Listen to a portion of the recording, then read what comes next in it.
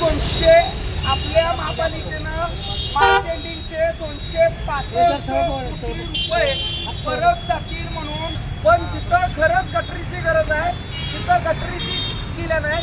आज आपल्या या सांगलीला आरोग्य पंढरी म्हणून आणि महाराष्ट्राच्या बाहेर ओळख निर्माण करून दिली। त्या शिवीर चौकातनं त्या 100 कोटीपर्यंत बायपास पर्यंत येण्या जाणाऱ्या पेशंटांचं नागरिक आज आम्ही भरून आणलं इकडं। आज त्यांना आम्ही चर्चेला आलो, बऱ्याच वेळेला त्यांना सांगितलं त्या गटरीचे 265 कोटी रुपये त्यांच्या शिल्लक आहेत। त्यावेळेला आम्ही त्यांना कॅमेरा उडलं तर देणार नाही, आऊट टाकायचे कॅमेरा उडल आऊट टाका आपल्या भागाची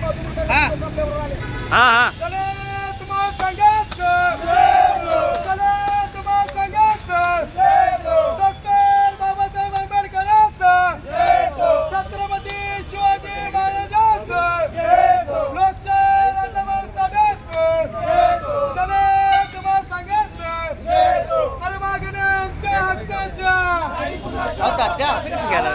आमच्या हक्काच्या, दलित महासंघाचं, दलित महासंघाचं, कसं घेऊ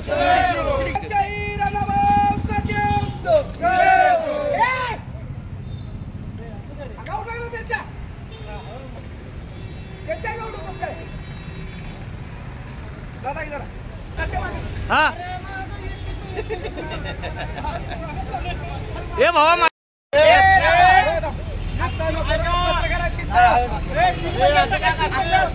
किती पण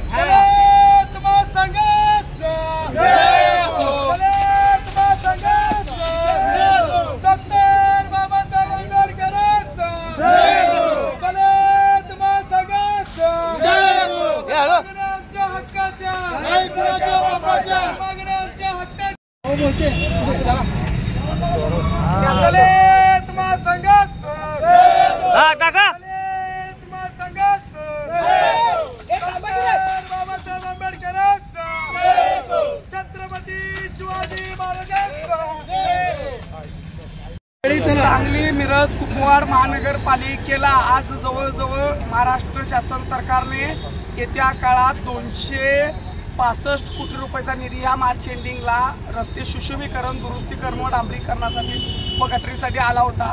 पण इथं संबंधित जे बांधकाम अधिकारी आहेत किंवा संबंधित अधिकारी आहेत त्यांनी मिळून हा निधी हडपण्यासाठी हा निधी परत जाईल, त्यामुळे नसलेले रस्ते सुद्धा या ठिकाणाला ठेके मंजूर करून एकाच ठेकेदाराला रस्ता उकरून त्यानं पुन्हा त्या पद्धतीनं डांबरीकरण केलं गेलं।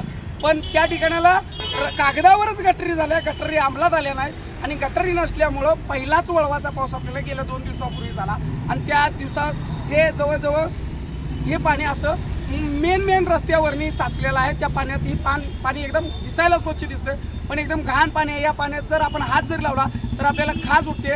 आज आपल्या या सांगली सिव्हिलनं या सांगलीची ओळख आरोग्य पंढरी म्हणून केली आणि पश्चिम महाराष्ट्रात नव्हे महाराष्ट्रात आणि महाराष्ट्राच्या बाहेर पण या सिव्हिलची ओळख आहे। या सिव्हिलच्या जवळील कितीतरी वेळा गटरी कागदावर झाल्या या सिव्हिल चौकापासून गारपीट चौकापर्यंत, पण अंमलात आलं गेलं नाही। आता सुद्धा इथलं पाणी हे 9000 कोटी रुपये दंड झालेलं सिव्हिलचं पाणी आहे। हे पाणी आम्ही तिथनं भरून आणलेलं आहे। अधिकाऱ्यांच्या अंगावर टाकायसाठी आम्ही आज आलो होतो, पण सगळेच अधिकारी लपून बसले आहेत। बाबांनो आम्हाला सांगायचं अजून 3 दिवस बाकी आहेत, कोट्यावधी रुपयाचा निधी आपल्याकडे शिल्लक आहे।